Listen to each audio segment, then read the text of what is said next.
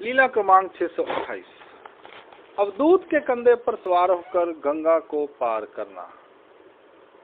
विश्राम करने के उपरांत भगवान श्री चक्रधर महाराज ने शाम के समय अवधूत के कंधे पर सवार होकर गंगा गोदावरी को पार किया और सीधे बले ग्राम की भोजनता पर पहुंचे। वहां वे थोड़ी देर बैठे। इतने में भक्तिजन भिक्षा कर भगवान के पास पहुंचे। फिर भगवान ने भिक्षान्न का भोजन किया। इसके उपरांत भक्तिजनों ने भिक्षान्न भोजन किया।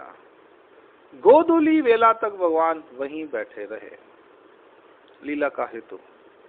भगवान ने श्री दत्तात्रेय प्रभु के सम्मान हेतु अवधूत के कंधे पर बैठकर गंगा गोदावरी को पार किया, क्योंकि वे इस परमार्ग के आदि कारण हैं। श्री दत्तात्रेय महाराज, उनके चरणों से पांचालेश्वर का स्थान पवित्र हुआ है।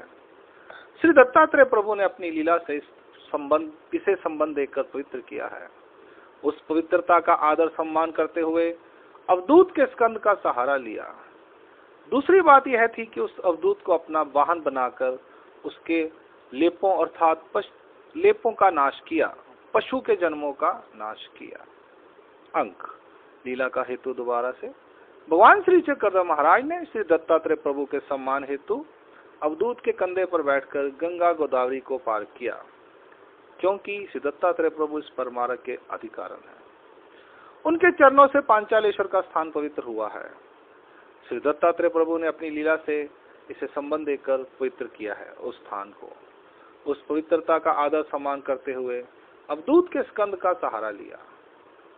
दूसरी बात यह थी कि उस अवधूत को अपना वाहन बनाकर उस अवधूत के लेपों का कर्मों का नाश किया, पशु के जन्मों का नाश किया। अंक लीला क्रमांक 628 संपूर्ण होती है।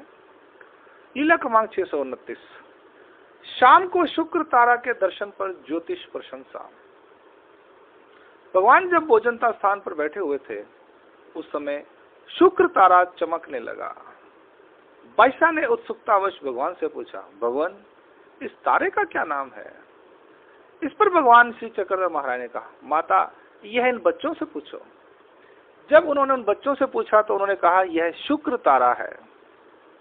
इस पर बादशाह ने भगवान श्री चक्रधर महाराज से पूछा, भगवान इसे कैसे पहचाना जा सकता है कि यह शुक्र है?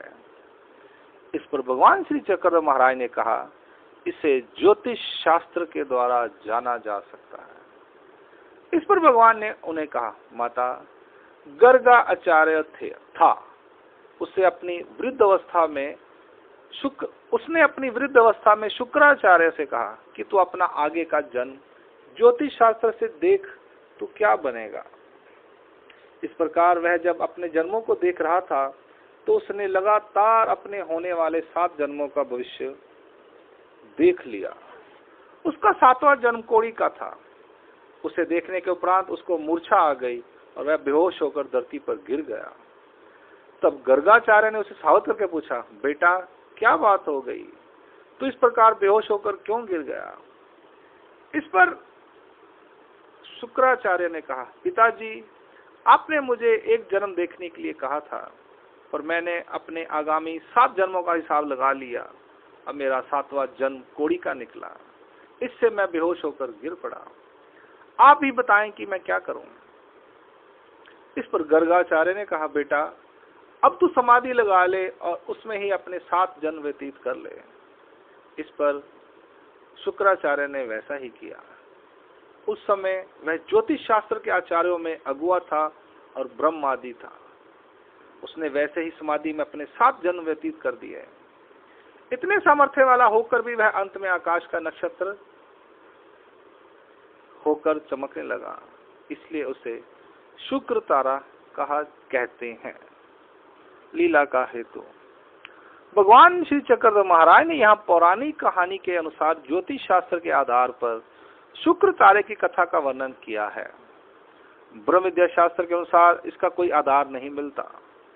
उसमें तो 3 लोक ही बताए गए हैं, स्वर्ग, मृत्यु और पाताल। भोग भूमि को स्वर्ग कहा गया है। पाताल लोक के मनुष्यों के वर्षे में वर्णन मिलता है। मृत्यु लोक में कर्म अनुसार जन्म प्राप्त होता है। स्वर्ग और पाताल का उल्लेख आता है।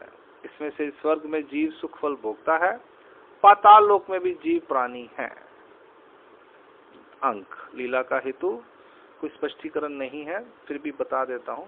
भगवान ने यहाँ पौराणिक कहानी के अनुसार ज्योतिष शास्त्र के आधार पर शुक्र तारे की कथा का वर्णन किया है। ब्रह्म विद्या शास्त्र के अनुसार इसका कोई आधार नहीं मिलता, इस कथा का, शुक्र तारे की कथा का। ब्रह्म विद्या शास्त्र में तो 3 लोक ही बताए गए हैं, स्वर्ग, मृत्यु और पाताल लोक। भोग भूमि को स्वर्ग कहा गया है। पाताल लोक के मनुष्यों के विषय में वर्णन मिलता है। मृत्यु लोक में कर्मानुसार जन्म प्राप्त होता है। स्वर्ग और पाताल का उल्लेख ब्रह्म विद्या में आता है। इसमें से स्वर्ग में जीव सुखफल भोगता है और पाताल लोक में भी जीव प्राणी है। अंक लीला क्रमांक 629 यहाँ संपूर्ण होती है। इसके साथ ही पांचालेश्वर की लीलाओं का यहाँ पर समाप्ति होती है। दंडोत प्रणाम। जय श्री चक्रधर महाराज जी की।